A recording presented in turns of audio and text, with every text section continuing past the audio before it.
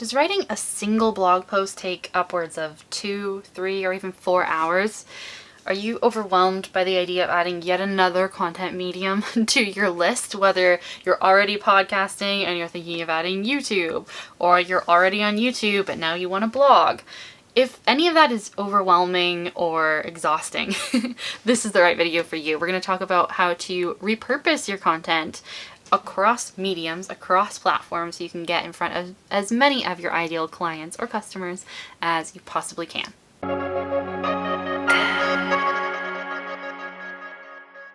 Welcome back, or welcome for the first time, to my YouTube channel. My name is Emma Givens. I am a content marketer and brand copy strategist for small business owners, especially those of you who are online.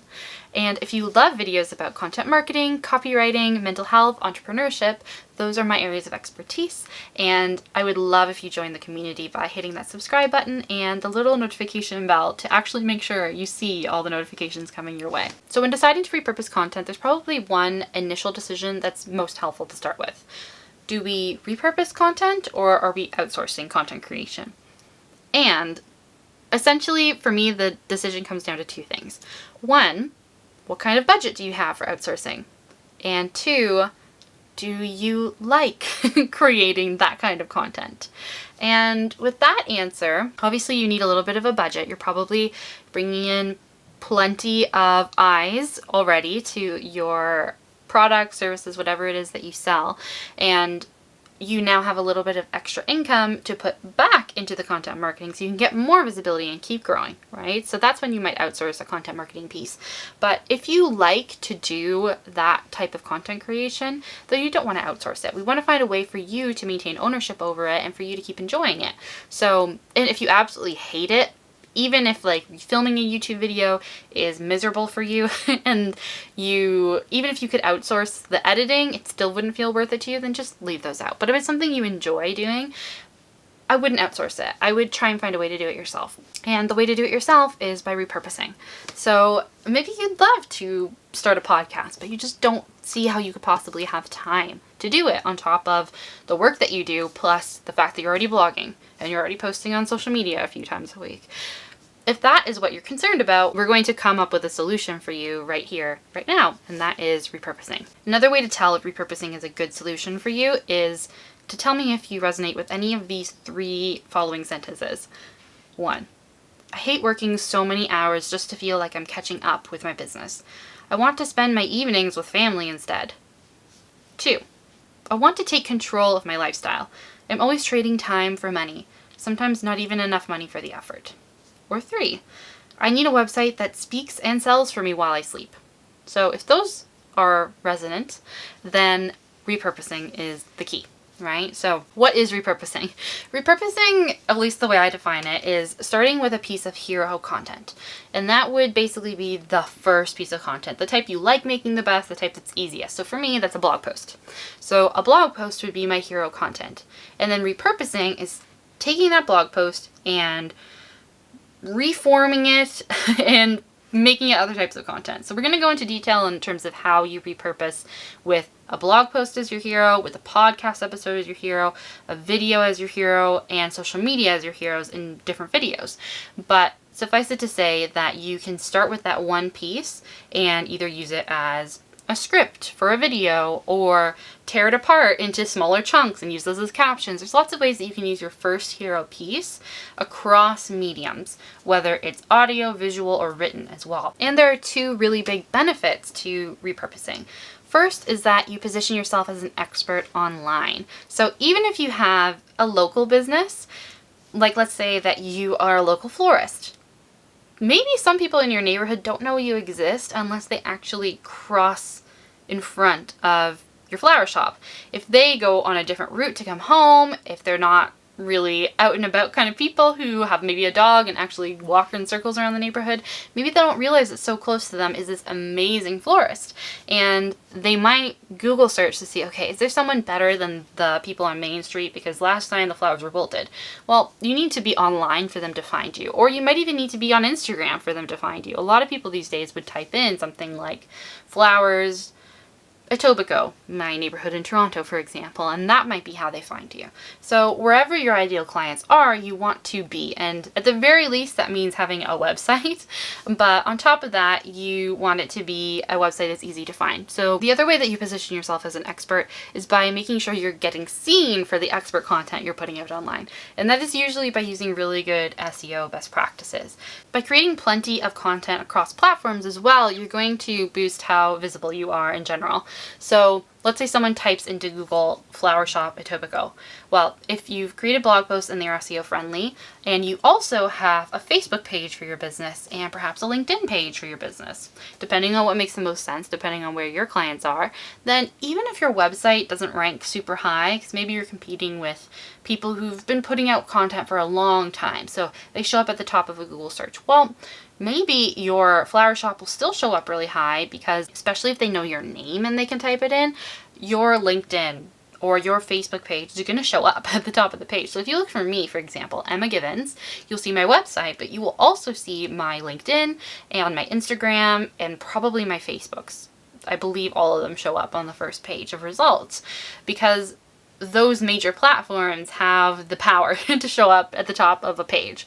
So you want to make sure that you're on the platforms where your people can find you so that when they look it up and they see, oh, hey, this could be a good fit, they can go to their platform of choice, right, to learn more about you. Having a lot of your expertise shown online in whatever medium you prefer also means you have a bit of a portfolio to share with people who you might be pitching to for a guest spot on a podcast, or maybe you want to show some of the podcast interviews that you've done or the live events that you've done. You want to show clips of those so that you can get featured in a virtual summit, for example, or you might be trying to get on a stage as a speaker for the first time. So just in general, having a really visible portfolio of your expertise can be helpful and reutilized in the future as you're trying to build your platform and establish more credibility. And speaking of credibility, not even thinking about your peers, right? Just thinking about your audience, if you are very visible as someone who knows what they're talking about in this sphere, you're going to be top of mind when they need a solution in that area. So let's say they followed you on Instagram for a while, but they weren't ready to take you up on your services. So for example, one of the things I offer is writing coaching. And once in a while I'll mention it, but I'm also sharing fantastic tips around, best copywriting structures to use for content creation, or what else could I talk about? Mental health and entrepreneurship, or whatever it is that makes them resonate with me. When it's time for them, when they actually have gotten to the point where, oh, I realize that I'm starting a blog for the first time and I don't really know anything about structure for blogs and I don't know how to make a blog SEO friendly, I will put out a post maybe that same day that just brings me to mind because I'm an expert. So they're like, oh, of course, that's who I'm going to go to. Or they may not even need you to trigger it. It just may be that you're the person that they know as the expert in that area. So when they're ready, they go to you. So you just create this expert image in their minds, but you're also top of mind, right? They don't forget you and they feel connected to you in a way that they wouldn't if they were just blind searching on Google when the time comes that they need a solution. Another thing is that by positioning yourself as an expert, you are also setting yourself up to make money based on your knowledge and not so much your time. So if you wanted to switch into maybe consulting, for example, showing that you really know what you're talking about and that people trust you as an authority means that you can start consulting versus having to work on an hourly rate, which is what you might be doing at the moment.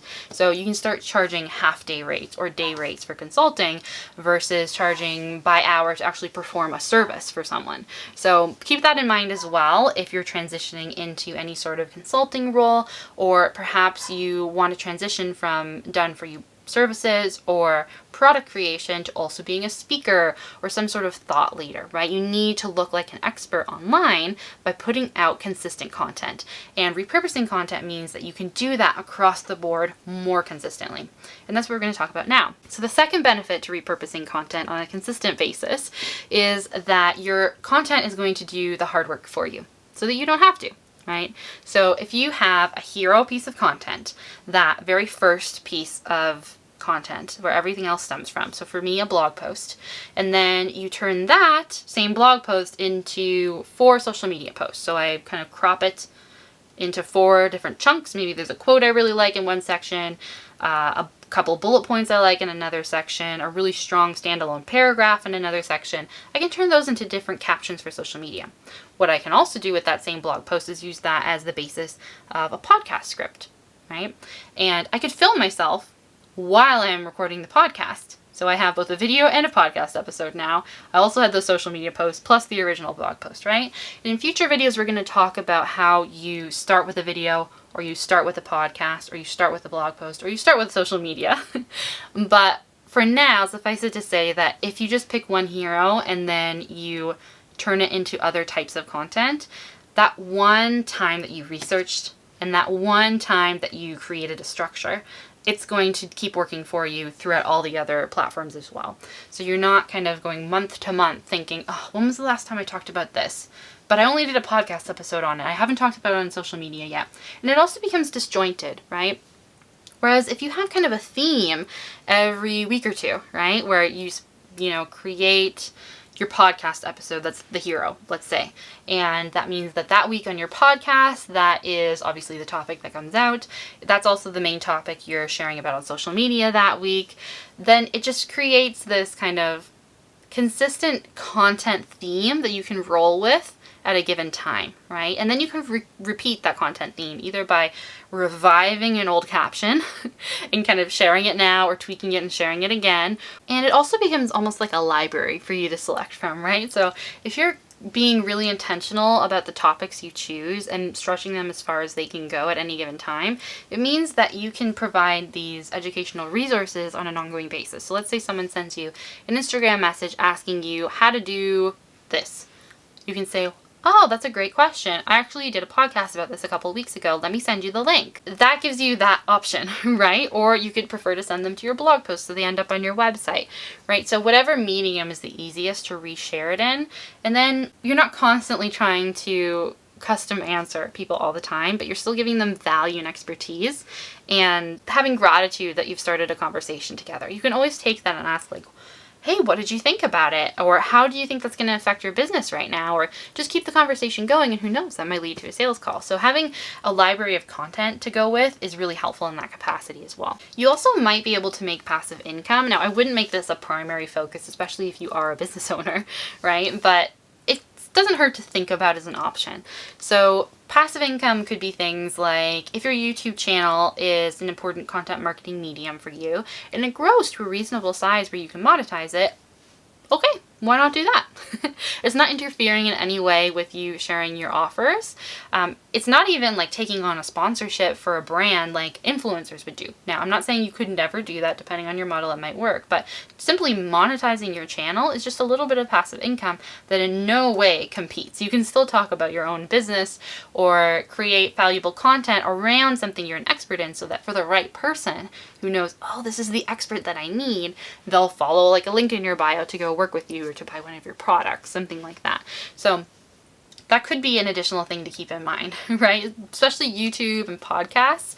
Podcasts get sponsorships a lot, and if sponsorships seem like an okay option for you, then maybe these are additional ways of creating some pretty passive income. All right, so let me know in the comments below, what is your hero content piece?